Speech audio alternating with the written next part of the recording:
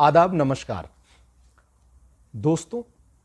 कहते हैं कि जब इंसान से गलती हो जाए या कभी झूठ बोल दे तो वहीं पर रुक जाना चाहिए, उसे छुपाने की कोशिश नहीं करनी चाहिए।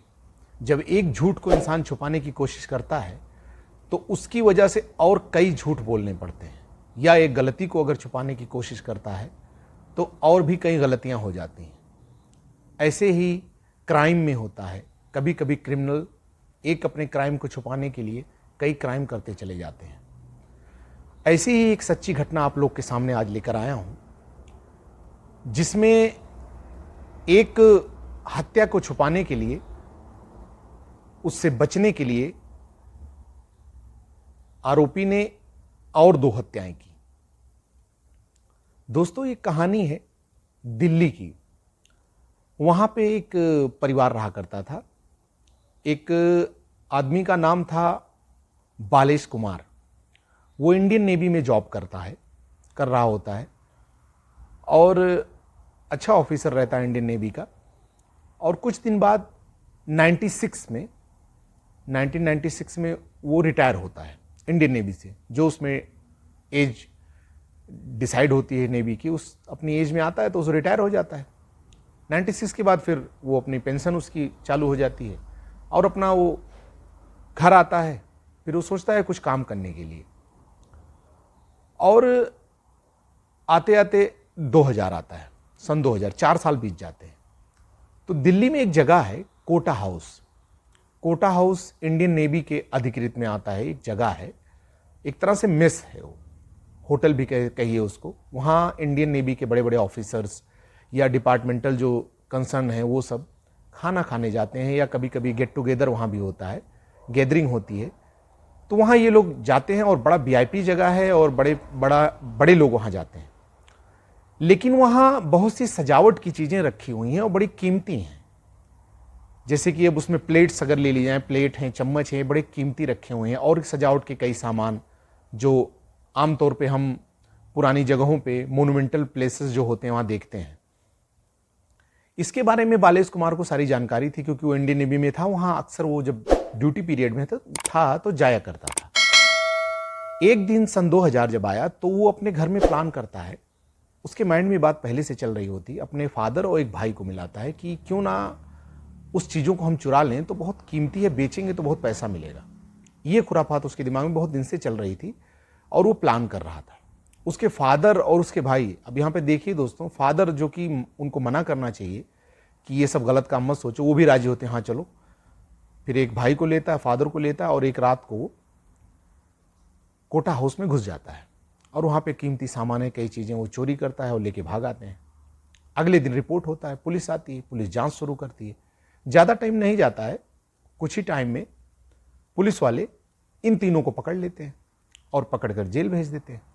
फिर कुछ दिनों बाद इसकी जमानत हो जाती है तीनों की, और घर आता है।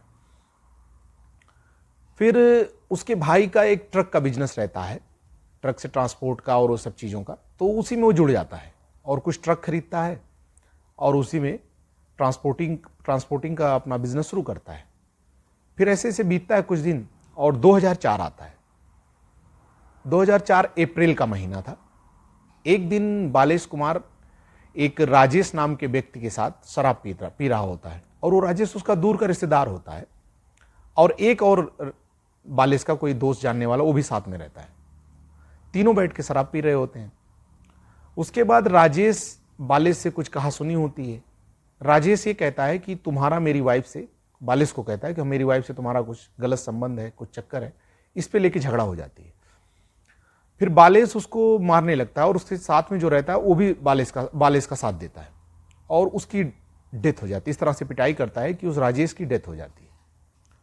डेथ होने के बाद ये वहां से भागता है, पुलिस आती है, पुलिस उस दूसरे वाले व्यक्ति को पकड़ लेती है, लेकिन बालेश फरार हो जाता है। बालेश गायब हो जाता है, पुलिस ढूंढती है, वो पकड़ में नहीं आता, और इसको पकड़ के ले जाके, जबकि मेन अक्यूज्ड बालेश को ही बनाया जाता है, लेकिन वो पकड़ा नहीं जाता। दूसरे को पकड़ के पुलिस ले जाती है और उसको जेल में डालती है, और वो जुडिशियल कस्टडी में चला जाता है। इसके खिलाफ पुलिस अपना सर्च चालू कर देती है, ढूंढ छापेमारी, कहाँ है कहाँ नहीं, सारी चीज़ें पूछताछ।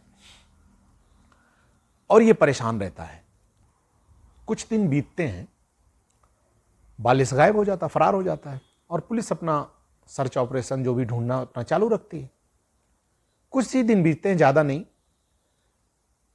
राजस्थान में कहीं उदयपुर एक जगह है और उदयपुर में एक ट्रक का एक्सीडेंट होता है। एक्सीडेंट ऐसा होता है कि ट्रक में आग लग जाती है और उसमें 2 लोग बैठे होते हैं, दोनों जल जाते हैं, मर जाते हैं, उनकी मृत्यु हो जाती है।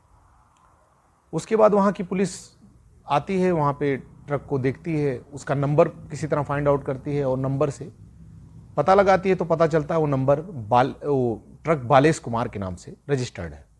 फिर उस एड्रेस पे कांटेक्ट करती है राजस्थान की पुलिस, फैमिली को कांटेक्ट करती है, बालेश के फादर और उन सबको, उसकी वाइफ। तो ये लोग जाते हैं वहाँ पे। तो बालेश के फादर दोनों जली हुई लाशों में एक लाश को कहते हैं कि ये बालेश की लाश है और ये ट्रक बालेश ही चलाता था और एक उसका साथ में कोई खलासी वगैरह जो भी अटेंडेंट रहता है साथ में, उसको मैं नहीं पहचानता, लेकिन एक दूसरी ये जो लाश है ये बालेश की है, वो शिनाख्त कर लेते हैं। पुलिस कंफर्म हो जाती है, वहीं पे उसका क्रियाक्रम करते हैं और उनको पोस्टमार्टम रिपोर्ट से वो सारी चीज़ों, डेथ सर्टिफिकेट मिल जाती है बालेश की, चूँकि वो शिनाख्त किए होते हैं। फिर बालेश के फादर वो डेथ सर्टिफिकेट लेकर आते हैं और दिल्ली पुलिस को देते हैं कि बालेश की डेथ हो गई, ऐसा ऐसा मामला है। तो पुलिस तो श्योर नहीं होती, लेकिन पुलिस वो डेथ सर्टिफिकेट को ले तो लेती है, लेकिन राजस्थान पुलिस से, उदयपुर पुलिस से कांटेक्ट करती है कि आखिर माजरा के। तो पुलिस वहाँ की सारी बात बताती है, तो फिर ये श्योर हो जाते हैं और केस को क्लोज कर देते हैं डेथ सर्टिफिकेट लगा के कि बालेश अब आरोपी ही नहीं रहा, तो बात ही खत्म हो गई।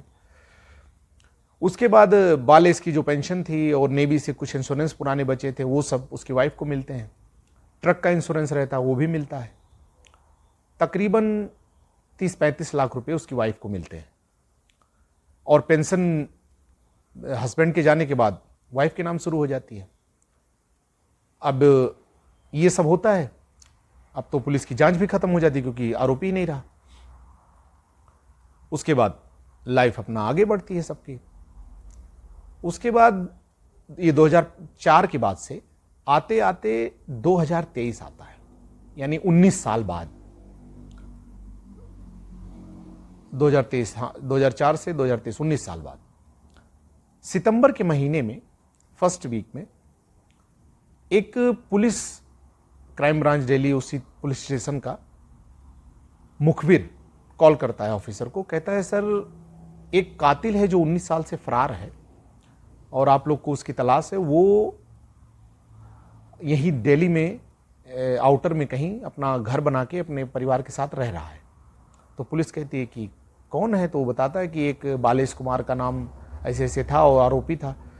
तो पुलिस चेक करती है तो कहती है वो तो मर चुका है, उसकी डेथ सर्टिफिकेट हमें मिल चुकी है, अब वो कहाँ मिलेगा।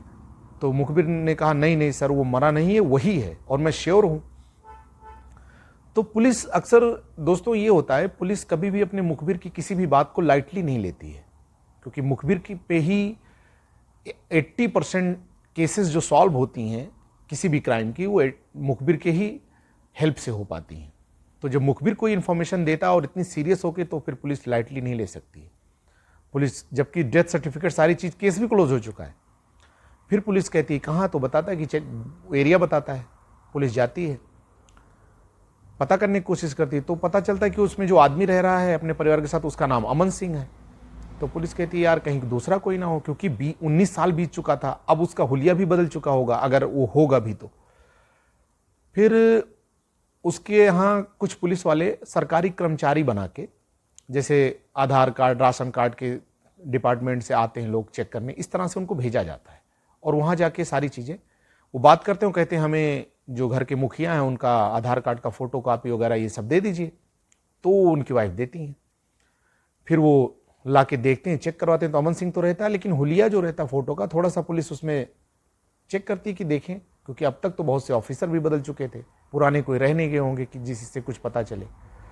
तो पुलिस को लगता है कि इसमें कहीं ना कहीं कुछ। उसके बाद पुलिस क्या करती है, उसकी जो वाइफ थी उसके बारे में कहती है कि चेक करो। तो उसका जब बैकग्राउंड निकालते हैं तो पता चलता है ये वाइफ जो है ये बालेश की ही वाइफ है, बालेश कुमार जो था, और उसी की वाइफ है। और ये अगर इसके साथ रह रही है क्योंकि इसकी दूसरी शादी हुई नहीं है। तो अगर दूसरी शादी इसने की नहीं है तो फिर ये बालिश ही हो सकता है, कोई और नहीं हो सकता है। ये पुलिस अपना एक थ्योरी लगाती है और उसका बैकग्राउंड निकालती है। उसके बाद फिर वो अमन सिंह उर्फ बालेश कुमार को पुलिस जब श्योर हो जाती है फिर उसको अरेस्ट करती है और थाने लाती है। तो थोड़ा सा पुलिसी अंदाज में सख्ती करती है और ग्रिल करती है, तो फिर वो टूट जाता है और बोल पड़ता है। फिर वो बताता है कि हाँ, मैं ही बालेश कुमार हूँ। पुलिस के होश उड़ जाते हैं कि जिसका हम क्लोजर रिपोर्ट लगा चुके हैं, डेथ सर्टिफिकेट लगा चुके हैं, वो इंसान जिंदा है और इतना बड़ा धोखा दे रहा था ये कानून को। फिर वो बताता है, तो पुलिस पूछती है कि मतलब तुम कहाँ थे, कैसे गायब हुए, हम तो तुम्हें ढूंढ रहे थे। तो वो बताता है कि मैं जब यहाँ से भागा मर्डर करके तो बहुत परेशान था मैं। अब पुलिस से भागूं तो भागते भागते कहाँ जाऊं, इधर उधर जाना था, उधर कहीं छुपता था, और छुपने के लिए इधर रहने के लिए पैसे भी चाहिए, पैसे भी ज़रूरत है, एक पेंशन से कितना चलेगा। उसके बाद ये फिल्म उलिम देखने जाया करता था अक्सर उस बीच में, क्योंकि हाल में थोड़ा छुपा रहता था उस बहाने से। तब सीसीटीवी का उतना ज़माना नहीं होता था। उसके बाद ये फिल्म में कहीं देखा कि किसी इंसान ने, किसी कैरेक्टर ने उसमें दिखाया होगा कि अपने आप को मुर्दा साबित कर देता है और जिंदा रहता है, पुलिस को चकमा देता है। तो ये कहानी इसको समझ में आ जाती है कि क्यों ना मैं भी ऐसा करूं। उसके बाद एक रात को ये शराब पी रहा होता है, फिर सोचता है कि कैसे क्या करूं, 2 आदमी कहाँ से लाऊं। फिर अगले दिन ये जाता है ट्रांसपोर्ट नगर दिल्ली में। वहाँ तो बिहारी आए रहते हैं, मजदूरी करते हैं बेचारे वो। उनको ये झांसे में लेता है कि ऐसे ऐसे काम है और उदयपुर चलना है ट्रक में। वो बेचारे हाँ भर देते हैं क्योंकि उनको काम करना था। उनको लेता है, उसके बाद अपना सामान लोड करने का बहाना करके उनको लेके जाता है। तो उधर ये आया गया रहता है, बीच में ट्रक वर्क चलाया रहता है, तो सारी एरिया उदयपुर के एरिया में इसको जानकारी बहुत रहती है। ये क्या करता है, इन लोग को शराब पिलाना शुरू करता है, और वो भी अपना थोड़ा खुश होते हैं कि फ्री में मिल रहा है, सेंट पिला रहे हैं तो क्या दिक्कत है। वो पीते रहते हैं बेचारे। धीरे धीरे इतना ज़्यादा उनको पिला देता है कि वो एकदम लुढ़क जाते हैं। उसके बाद कहीं किनारे, हाईवे के किनारे थोड़ा सा सुनसान जगह पे ट्रक रोकता है ये, और इनको बांध देता है उसमें, और गत्ते कुछ रखे होते हैं, गत्ते से उनको घेर देता है, उस पर पेट्रोल छिड़क देता है। पेट्रोल छिड़कता है, आग लगा देता है। उसके बाद कुछ देर वहाँ देखता है, जब बढ़िया से आग जलने लगती है फिर वहाँ से गायब हो जाता है। फिर कुछ राहगीर देखते हैं, पुलिस को इन्फॉर्म करते हैं, पुलिस आती है, फायर ब्रिगेड आता है। तब तक ये जल चुके होते हैं, देर हो जाती है, क्योंकि लोकल में कितने जल्दी आ जाएगा फायर ब्रिगेड या पुलिस, 2004 की बात है। उसके बाद पुलिस अपना गाड़ी का नंबर निकालती है, और ये प्लान उसका रहता है कि गाड़ी का नंबर निकालेंगे, मेरे नाम पे गाड़ी रहेगी तो मेरे फैमिली से कांटेक्ट करेंगे। और ये इसके फादर इस कॉन्स्पिरेसी में, इस साजिश में शामिल थे। उसके बाद ये लोग जाते हैं, शिनाख्त कर लेते हैं, इनका प्लान था, डेथ सर्टिफिकेट इशू हो जाती है और इधर क्लोजर रिपोर्ट लग जाती है। तो उसके फादर साजिश में शामिल थे, लेकिन 2021 में 2 साल पहले उनके फादर की डेथ हो चुकी है, तो उन पे तो अब कोई केस बनेगा नहीं क्योंकि वो है ही नहीं। लेकिन वाइफ ने हर चीज़ में हाँ कहा था, पेंशन ली थी, इंश्योरेंस वाले क्लेम में गई थी, और बॉडी की शिनाख्त में वो भी शामिल थी। तो पुलिस ये प्लान कर रही है कि इस पे मुकदमा हम चलाएंगे, क्योंकि इसने कानून को धोखा दिया है और 20 साल से उसके टच में रही है। क्योंकि वो जब आके उसके पास दिल्ली नहीं रह रहा था तो उसके टच में रहता था, कहीं ना कहीं से उससे कांटेक्ट करता था, दूर बुला के उससे मिल लेता था। तो इतना आईटी फील्ड इतना तेज नहीं थी कि उसको कहीं से मोबाइल फ़ोन से या और चीज़ों से पकड़ लें उस टाइम पे।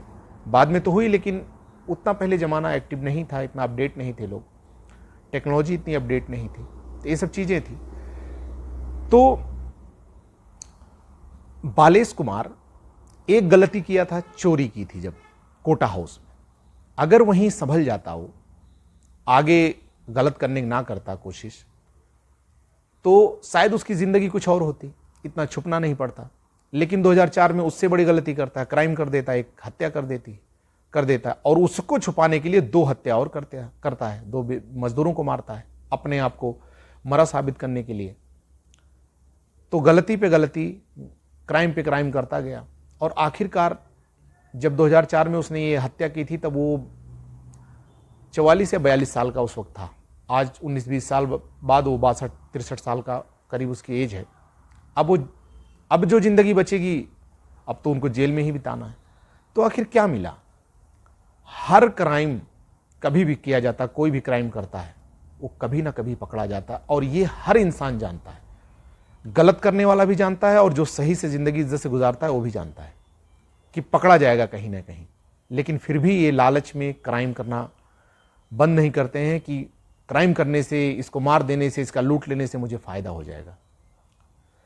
दोस्तों, ये एक सच्ची घटना दिल्ली की थी और इस तरह की स्टोरीज़, घटनाएं जो हम आप लोग के सामने लाते हैं, ये सच्ची घटनाएं, हमारा लाने का एक ही उद्देश्य है कि इससे हर किसी को, हमारे श्रोता जो दर्शक देख रहे हैं, सबको इससे सीख लें, एक अवेयरनेस लें, जिससे इस तरह की जो गलतियां होती हैं उससे सतर्क होने का मौका मिले, जागरूक हों, लोग जागरूक हों।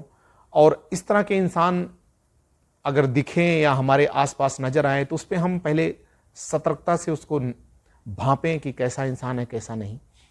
तो हमारा उद्देश्य इसलिए इस तरह की वीडियो को लाना है कि आप लोग इसको देखें और सतर्क रहें और अच्छे काम करें।